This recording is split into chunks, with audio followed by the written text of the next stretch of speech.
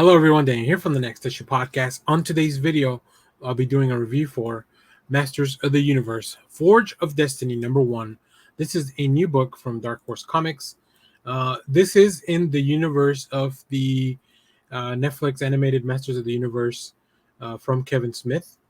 So just want to make sure that you're aware of that, of what you're getting into.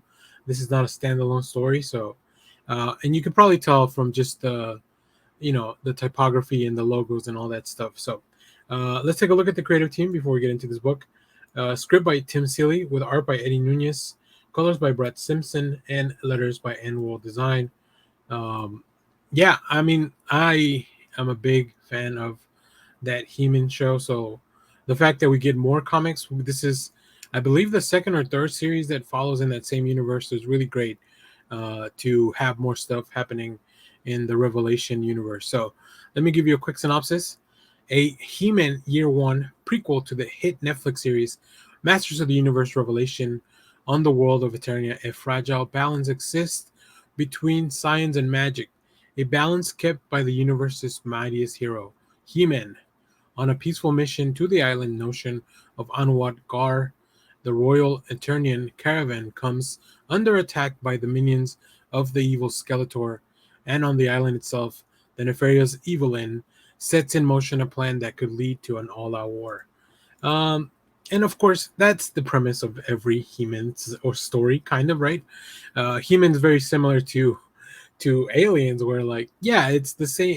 It's the same kind of story, but it's really how we get there that makes all the difference. So I really appreciate the character designs as well.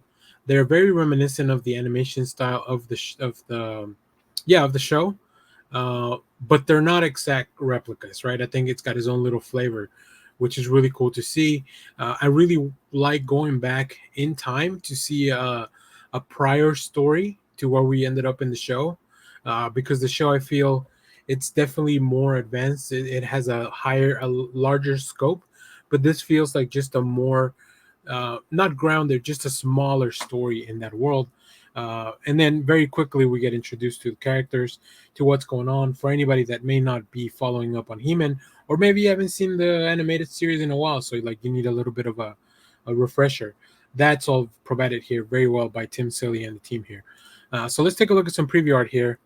I mean, as I mentioned, character designs, bright colors, big popping, even the narration, it's in a different color box than your normal box. So all those little details, they come together to give you a really good story.